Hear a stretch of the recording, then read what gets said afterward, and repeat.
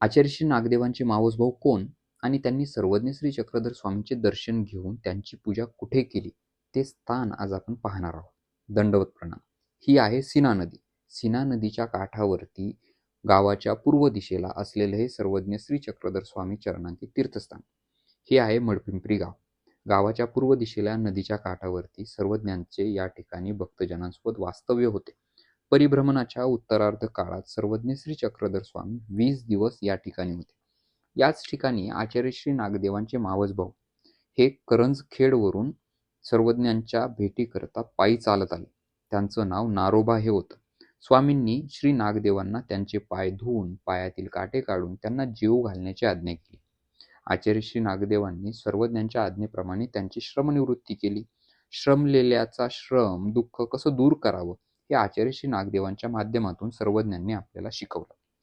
या ठिकाणी असलेले हे दोन्ही खांब नमस्कारी आहेत. सोबतच या दोन्ही दारशंका नमस्कारी असून या ठिकाणी एकूण 7 स्थाने आहेत. सर्वज्ञ श्री चक्रधर स्वामींनी श्रमलेल्याचा शारीर मानसिक श्रम कसा दूर करावा हे आपल्याला या लीळेच्या माध्यमातून समजावून सांगितले. तर चला अशा महत्त्वपूर्ण स्थान नमस्कार करून धर्मरूप विधीचा आनंद अनुभवण्याचा प्रयत्न करूया. जय श्री चक्रधर, जय महानुभाव.